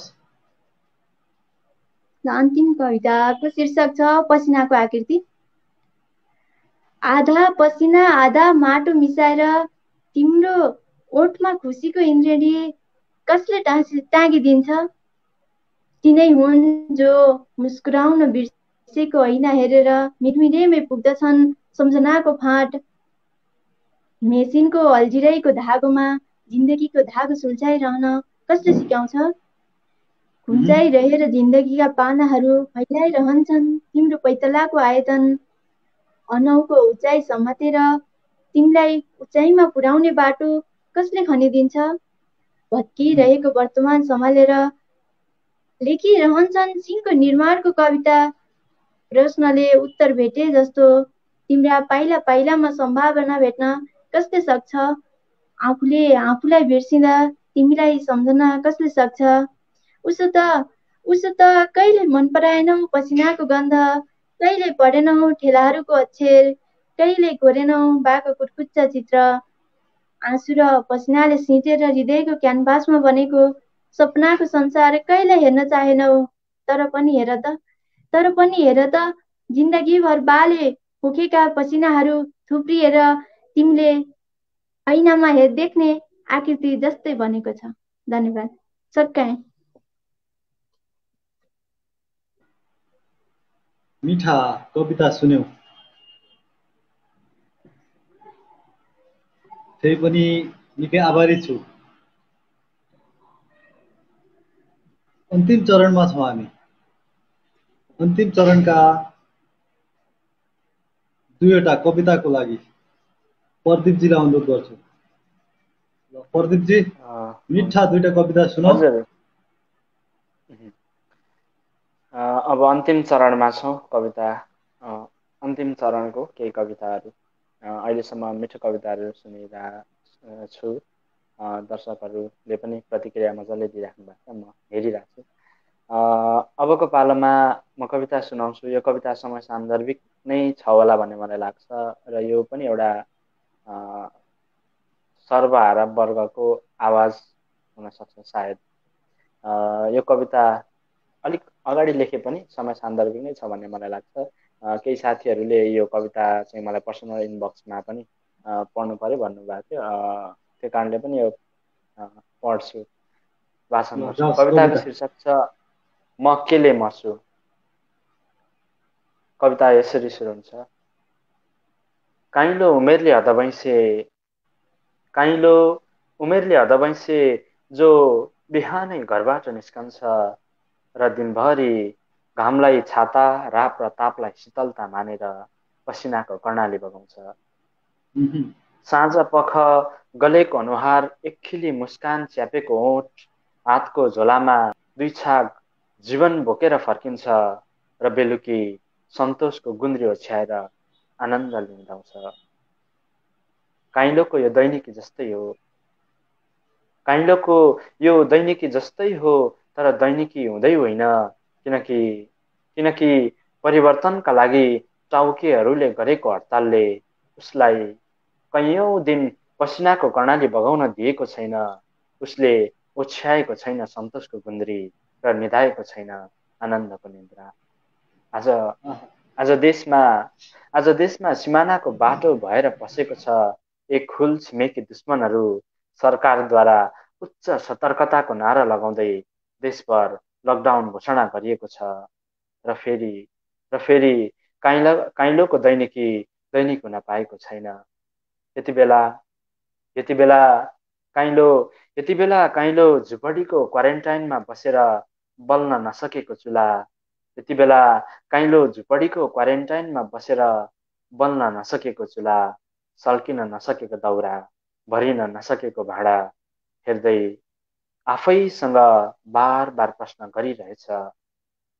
यति बेला काइलो झुपडीको क्वारेन्टाइनमा बसेर बल्न नसकेको चुला, सल्किन नसकेको दाउरा, भरिन नसकेको भाँडा हेर्दै आफैसँग बार बार प्रश्न गरिरहेछ, म केले मर्छु, भोकले या रोगले? म केले मर्छु, भोकले या रोगले? धन्यवाद। आहा, मिठो। ल अन्तिम कविता। यो चरणको यो चरण मतलब अन्तिम चरणको अन्तिम कविता वाचन गर्छु। प्रेमिल कविता वाचन गर्ने प्रयास गर्छु। प्रेमिल नै भनौँ यसलाई। अलिक अगाडि लेखेको कविता हो यो कविता। यसरी सुरु हुन्छ, ट्रेजिक टाइपको छ। आशा छ मन पराइदिनुहुन्छ होला। कविताको शीर्षक छ तिमी जान्छौ भने। कविताको शीर्षक। कविता यसरी सुरु हुन्छ, तिमी जान्छौ भने त कुनै नयाँ बाटो खोजेर जानु, नत्र ती गल्लीहरूमा भेटाउन सक्छौ सहयात्राका लोभहरूको अवशेष। तिमी जान्छौ भने त चौतारी नभएको बाटो भएर जानु, नत्र चिसो बतासले सम्झाउन सक्छ ती न्यानो अँगालोहरू। तिमी जान्छौ भने त रुखहरू नभएको बाटो भएर जानु, नत्र रुखहरूको छातीमा भेटाउन सक्छौ वर्षौं पहिले सँगै खोपी छाडेको निशानीहरू। देउराली नभएको बाटो भएर जानु, देउराली नभएको बाटो भएर जानु, नत्र केही बाचा र कसमहरूले तिम्रो बाटो रोकिदिन सक्छ। खोला नभएको बाटो भएर जानु, खोला नभएको बाटो भएर जानु, नत्र खोला देखेपछि फेरि उसै गरी प्यास लाग्न सक्छ र प्यासले खोज्न सक्छ उबेला खोलाबाट उघाएर पानी पिलाउने हातहरू। गुराँसहरूको नजिक हुँदै पनि नजानु, गुराँसहरूको नजिक हुँदै पनि नजानु, नत्र तिम्रो केसहरूले उहिले गुराँस चिउरिएको सम्झिदिन सक्छ, गुराँस चिउरिदिने सम्झिदिन सक्छ। तिमी जान्छौ भने त, तिमी जान्छौ भने त काँडै काँडाको बाटो पनि नजानु, तिमी जान्छौ भने त काँडै काँडाको बाटो पनि नजानु, नत्र तिमीले छाडी हिँडेको मुटु बिछ्याएको पाउन सक्छौ र बिछ्याएको मुटुमा तिमी आफ्नै विरासत भेटाउन सक्छौ। तिमी जान्छौ भने त, तिमी जान्छौ भने त यी सबैको छेउ नै नपरि जानु, तिमी जान्छौ भने त यी सबैको छेउ नै नपरि जानु, नत्र बिर्सी हिँडेको मान्छे सम्झिन सक्छौ, नत्र बिर्सी हिँडेको मान्छे सम्झिन सक्छौ, बिर्सी हिँडेको मान्छे सम्झिन सक्छौ। धन्यवाद। आहा, निकै मिठा कविता सुन्यौ।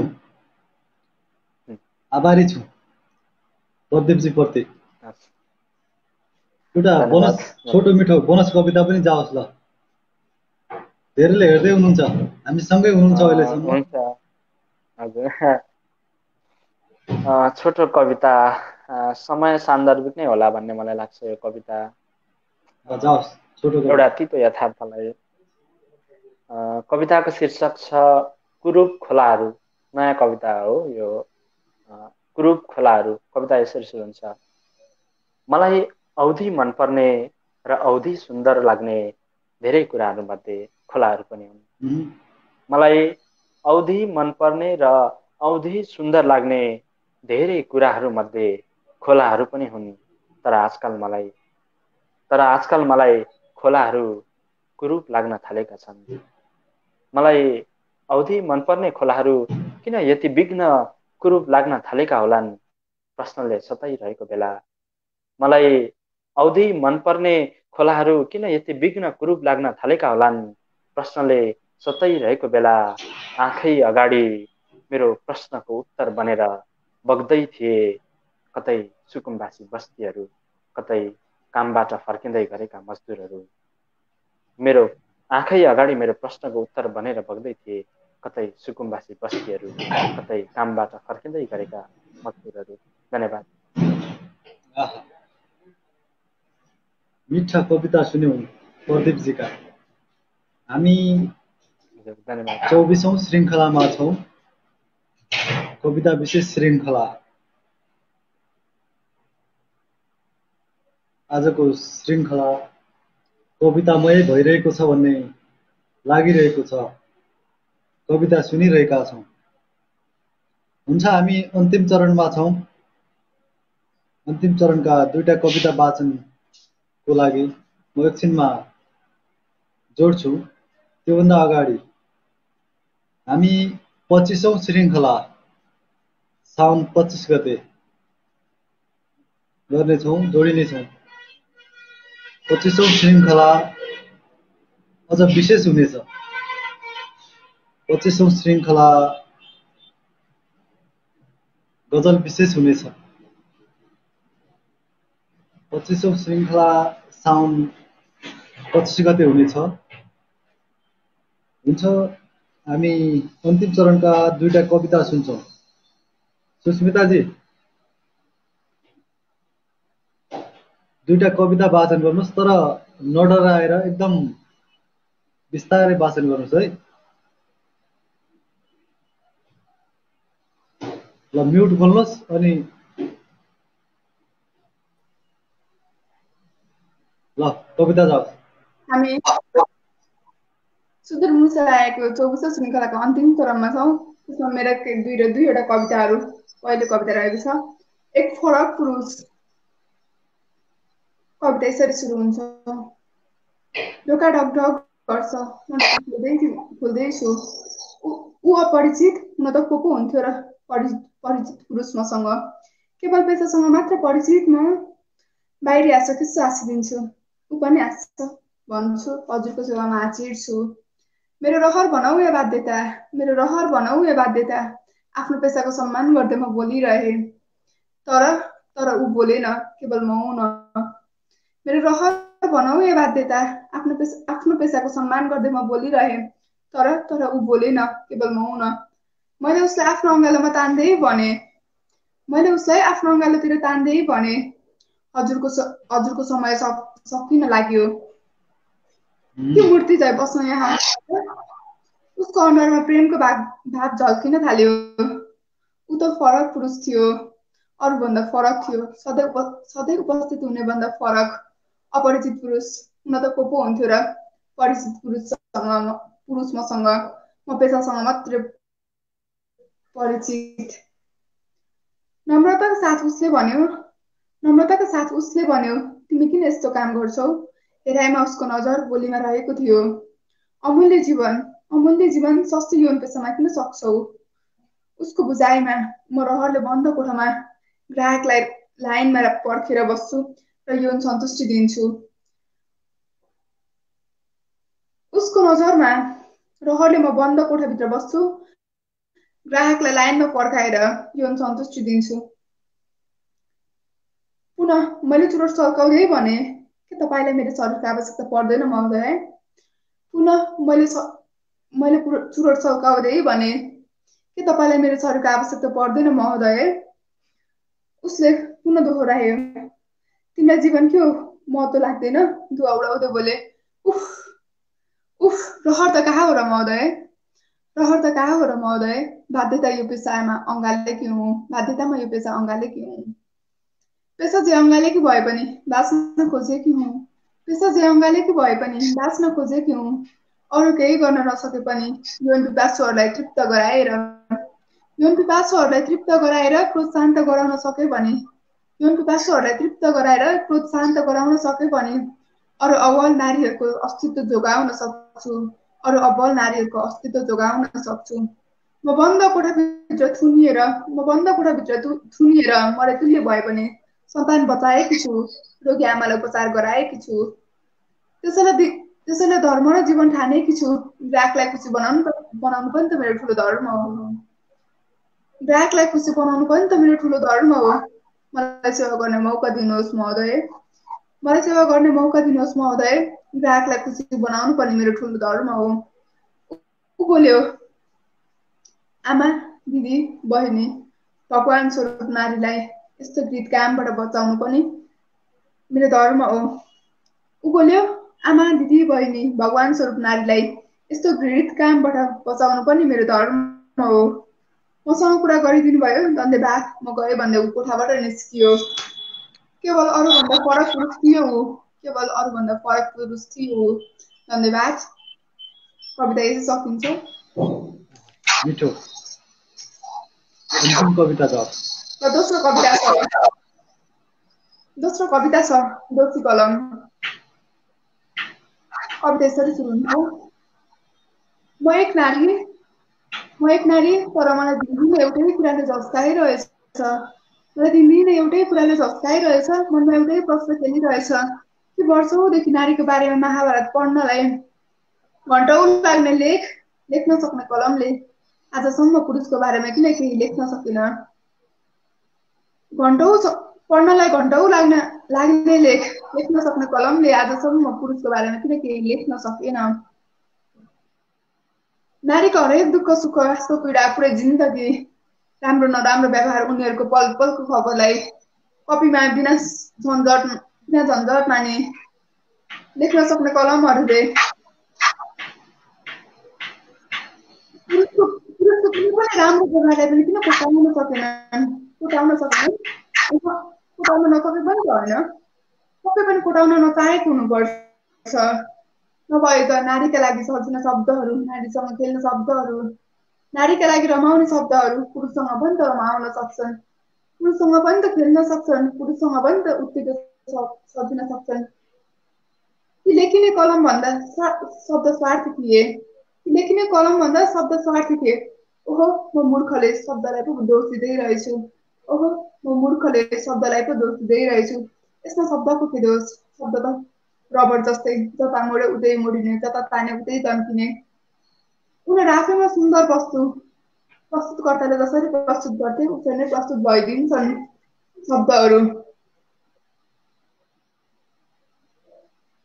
पखेटा बिनाको चरा जस्तो उडिदिन्छन् उनीहरू। कुनै पङ्ख चाहिँदैन। प्रस्तुतकर्ताले जसरी प्रस्तुत गर्यो उसै गरी दिन्छन् शब्दहरू। साँच्चै भनौँ, संसारमा सबभन्दा सुन्दर वस्तु शब्द हो नि।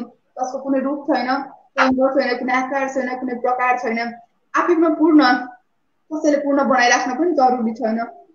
संसारकै प्यारो जस्तो कि यो संसार बनाएको छ यो शब्दले, संसारलाई अटाएको छ यो शब्दले। सायद आफ्नो छाप छोड्दै हिँड्ने सफेद पानालाई रङ्गीन बनाउने कलम दोषी भएर हुनुपर्छ। पुरुषको बारेमा कुनै लेख नलेखिएको, कुनै महाभारत नलेखेको, पढ्नलाई घन्टौँ लाग्ने लेखहरू नलेखेको सायद शब्दबन्द पनि दोषी त कलम भएर हुनुपर्छ। पुरुषको बारेमा कुनै महाभारत नलेखेको। धन्यवाद। कविता यसरी सकिन्छ। धन्यवाद दुबेजी। मिठा कविता सुन्यो, आभारी छु। हामी अन्तिम चरणको अन्तिम सर्जकका दुईवटा कविता सुन्छौँ। रोशनजी, ल दुईटा कविता।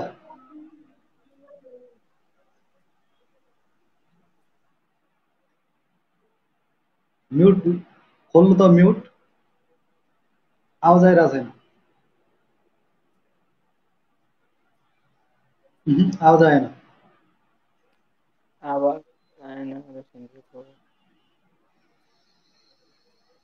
बोल्नुहोस् त। एकछिन बाहिर फेरि जोडिनुहोस् ल।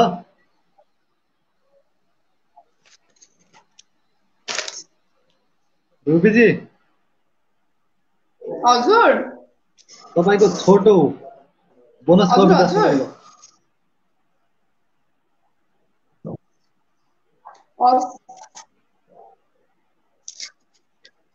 ल अन्तिम कविता हो। सुदूरमुसा आएको कविता विशेष छ 24औं श्रृङ्खलाको एउटा अन्तिम कविता छ नयन। कविताको शीर्षक नयन।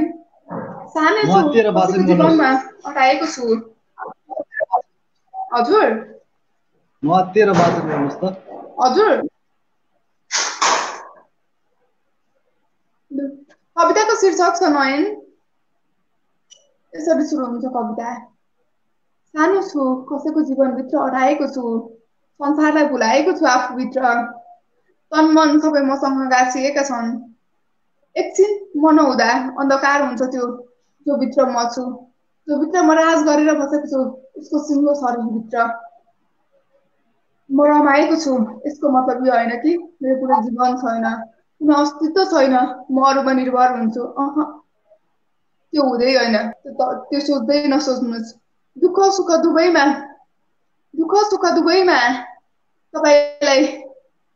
तपाईँलाई साथ दिन्छु। दुःख परे दुःखकै आँसु त खुसी परे खुसीको बर्सात गराइदिन्छु।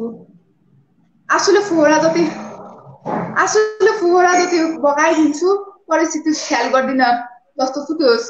अगाडि भएको समयलाई अँगाल्नको निम्ति सधैँ तयार छु। एउटा कुनामा बसेर पृथ्वी संसार नै परिक्रमा गराइदिन्छु। एक एक प्रश्नको जवाफ एकै ठाउँमा उपलब्ध गराइदिन्छु। र पनि आफूले किन शक्तिशाली ठान्छ जस्तो मान्छे? के छ त मान्छेमा त्यस्तो घमण्डा, त्यस्तो अहम्दा किन छाड्दैनस् त मान्छे? तँलाई यो संसार देखाउने त म नै हुने। धन्यवाद। कविता पनि यहीँ सकिन्छ। हुन्छ, धन्यवाद। बोनस कविता पनि सुन्यौँ। ल रोशनजी हजुर म्युट खोल्नुहोस् त। ल अब बोल्नुहोस् त। आएको छ आवाज? ल अलि चर्को स्वरले बोल्नुहोस् ल। हुन्छ हुन्छ हस्। ल दुईटा कविता सुनौ। कविताहरू लिएर उपस्थित भएको छु। एउटा छोटो कविता सुनाउँछु सुरुमा। कविताको शीर्षक हराउनु। कविताको शीर्षक हराउनु। आफैले आफैलाई खोजिरहँदा पटक हराउँछ नदी। आफैले आफैलाई खोजिरहँदा पटक पटक हराउँछ नदी। घरि एउटा किनारमा ठोक्किन्छ, घरि साँघुरिन्छ भेट्न खोज्दा आफैलाई, र अन्तिममा सागर बन्छ। हराउनु भनेको मेटिनु मात्र होइन, हराउनु भनेको मेटिनु मात्र होइन, एउटा विशाल गन्तव्य भेटिनु पनि हो। धन्यवाद। छोटो कविता थियो र अन्तिम चरणको पहिलो कविता धेरैले मन पराउनु भएको थियो। कविताको शीर्षक छ कमरेडलाई जुत्ता। र साथीहरूले पनि मलाई भन्नुभएको थियो कविता सुनाउने भनेर, र आज यहाँ कमेन्टमा पनि आइरहेको छ। ल जाओस् कविता। यो कविता सुनाउने छु। कविताको शीर्षक कमरेडलाई जुत्ता। सुन्नुहोस् कमरेड, यो अर्को कमरेडको आवाज। सुन्नुहोस् कमरेड, यो अर्को कमरेडको आवाज। मेरा पिताको रगत उम्लिन छोडेपछि रातो रगतले मैले कयौं पटक लाल सलाम लेखेको छु बाबुको यादमा। मेरा बा भन्नुहुन्थ्यो धेरै सङ्घर्ष गरेर लाल किल्ला बनाइयो। सायद ती सुधहरू पखालिएका परमार थिए। म शहीदको छोरा हुँ। यो जुत्ता सिमाना बेचिएको आवेगमा थियो। कमरेड मेरा बाले सुनाएका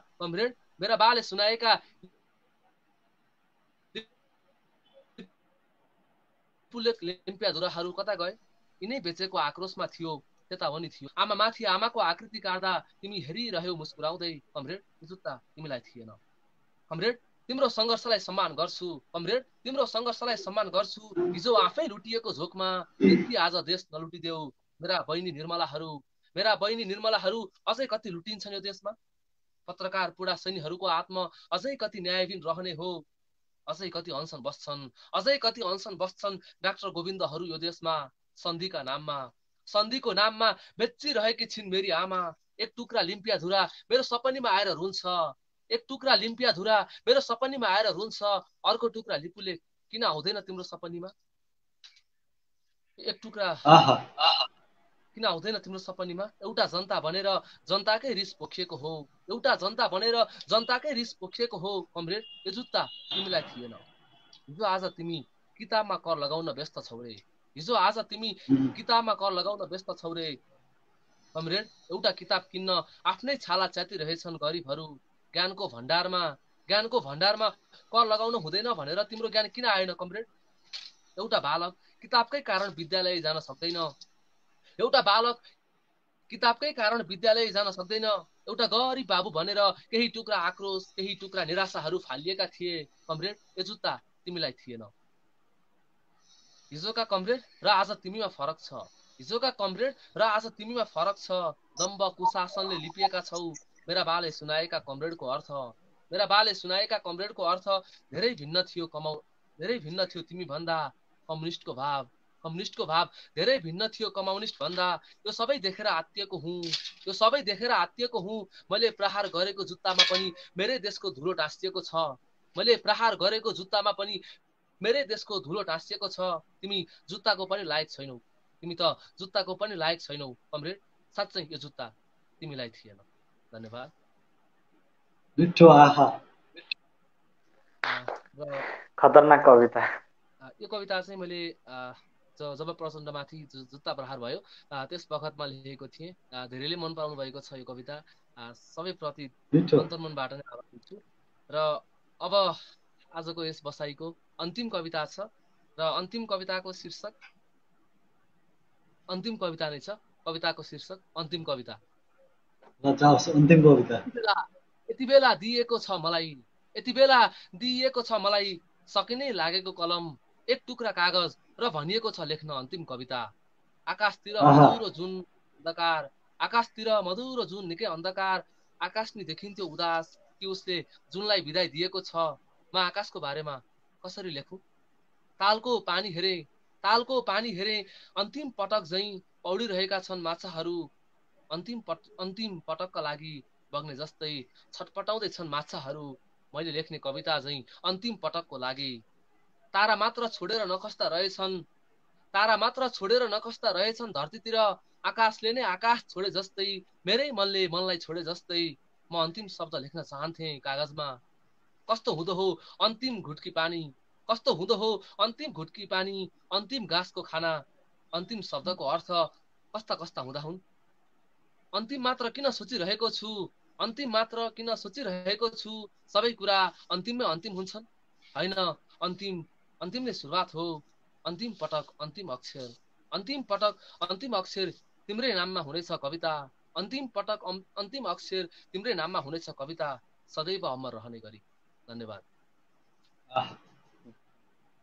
मिठो कविता सुन्यौ, मिठा कविता पनि सुन्यौ।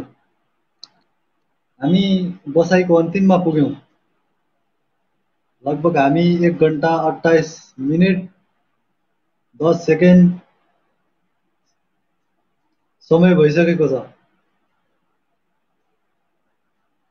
भनिएको समयभन्दा धेरै पर पुगिसकेका छौँ हामी।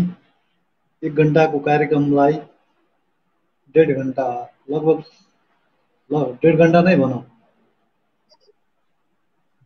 हामी अन्तिममा छौँ। आजको बसाइमा जोडिएर मिठा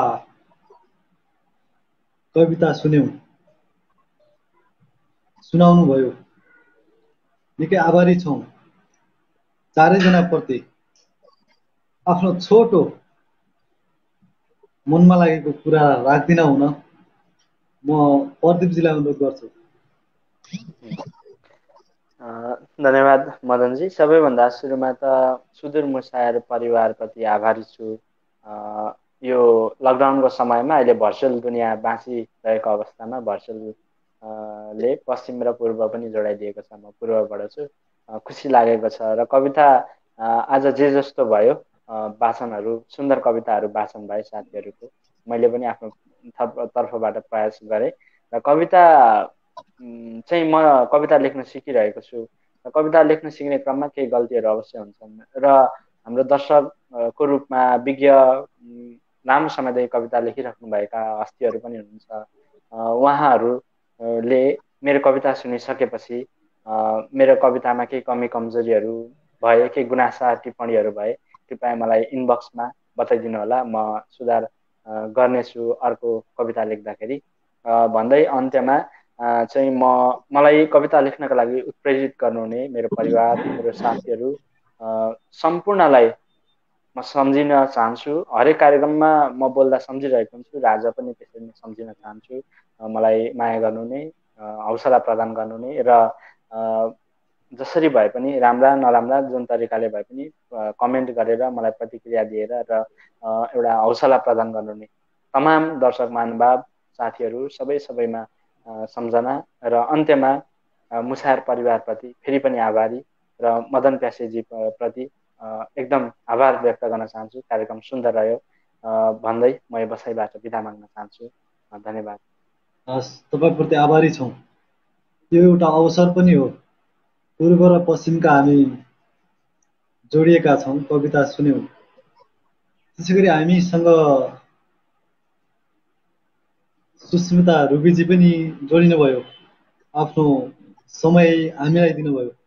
निकै आभारी छौँ। अन्तिममा छोटो मिठो केही भनाइ राख्दिन हुन अनुरोध गर्छु। तपाईँको मनमा लागेका, म्युट खोलेर।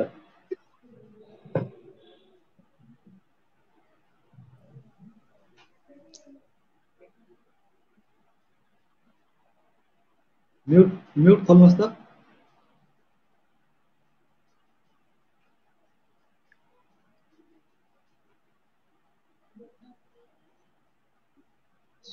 सुस्मिताजी म्युट खोल्नुहोस् त ल।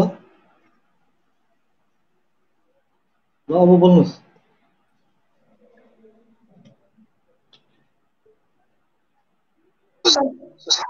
हजुर ल अन्तिममा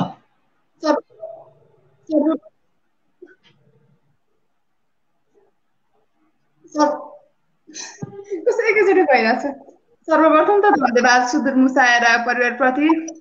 म भर्खरै कलम थमाउँदै गरेकी, मलाई साँच्चै भने साहित्यमा भर्खर पाइला राख्दै गरेकी हुँ म।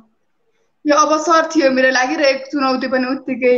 डर भन्ने भने अझै पनि गइसकेको छैन, मुटु ढुकढुक भइरहेको छ।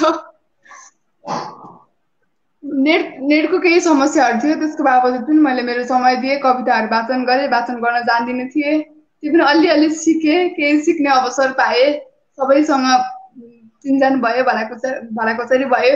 कविताहरूमा केही त्रुटि भएका थिए भने त्यो मजाले गाली गर्नुहोस्, म मनन गर्छु, गाली गर्नुहोस्, छुट्छ तपाईँहरूलाई। हिजो अस्तिदेखि भनेकी थिएँ। यो अवसरका लागि फेरि पनि सुदूर मुसाएर परिवारप्रति र मदन प्यासी सरप्रति हार्दिक धन्यवाद। र हामीले 1 घन्टा 32 मिनट भइसकेछ। यो समयसम्म सुनेर साथ दिनुहुने तपाईँ तमाम मनहरूमा, तपाईँ तमाम प्रिय हार्दिक आभार भन्दै यति नै भन्छु। धन्यवाद फेरि पनि सुदूर मुसाएर परिवारलाई। तपाईँप्रति आभारी छौँ। त्यसै गरी हामीसँग अस्मिताजी जोडिनुभयो। मिठा कविता सुन्यौँ उहाँका पनि। अस्मिताजी तपाईँप्रति पनि आभारी छौँ। अन्तिममा यो अवसरको लागि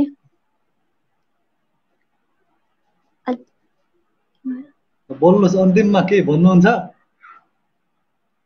बोल्छु। सर्वप्रथम त यति बेरसम्म मलाई हेरेर, हामीहरूलाई हेरेर साथ दिनुहुने सम्पूर्ण प्रिय मनहरूमा धेरै धन्यवाद दिन चाहन्छु।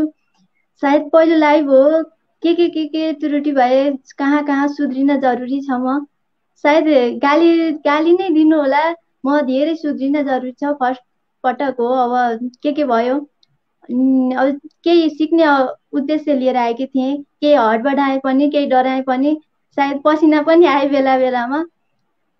सबैलाई धेरै धन्यवाद दिन चाहन्छु र मलाई सबै यो अवसर दिनुहुने सुदूर मुसाएरप्रति धेरै धन्यवाद। अनि मलाई कविता लेख्न सिकाउने, लेखिरहन प्रेरणा दिने दाइ दिदीहरू सबैलाई एकदम सम्झिन चाहन्छु। यति नै। हस्, धन्यवाद। तपाईँप्रति पनि आभारी छौँ। तपाईँको लेखन यात्रा निरन्तर चलोस्, लम्कियोस्, शुभकामना गरौँ। त्यसै गरी रोशनजी तपाईँप्रति पनि आभारी छौँ यो समयको लागि। हजुर, धेरै धेरै धन्यवाद। अन्तिममा के भन्नु छ? सम्पूर्ण हामीलाई यति लामो समयसम्म सुरुबाट हामीलाई हेरेर साथ दिनुभयो, सबैलाई धेरै धेरै धन्यवाद भन्न चाहन्छु। र यो यात्रा भनौँ मैले सुरु गरेको धेरै भएको छैन समय, केही समय भयो, केही समय छोटो समयमा नै मलाई धेरैजनाले सहयोग गर्नुभयो, हौसला दिनुभयो र आज यो ठाउँसम्म आउने बनाउनु भएको छ सबैलाई म सम्पूर्ण प्रति चाहिँ मेरो मनबाट नै एकदमै मनबाटै सम्झिएर नमन भन्न चाहन्छु, धन्यवाद दिन चाहन्छु। र आज यो मिठो अवसरको लागि मदन प्यासीजीलाई फेरि पनि धन्यवाद भन्न चाहन्छु र सम्पूर्ण गजल सम्पूर्ण सुदूर मुसायरा परिवारप्रति नै आभारी छु। धन्यवाद, यति नै। हस्, धन्यवाद। हामीलाई यो समय दिनुभयो, हामीसँग जोडिएर मिठा कविता वाचन गरिदिनु भयो, निकै आभारी छौँ। तपाईको लेखन यात्रा निरन्तर चलोस्। हामी अन्तिममा छौँ। अहिलेसम्म हामीसँगै रहनुहुने, हामीलाई निहालिरहनुहुने सम्पूर्ण श्रोता प्रिय मन सबैमा एकमुष्टमा धन्यवाद, सम्झना, माया, प्यार भन्दै हामी ओझेलिन्छौँ। नमस्कार।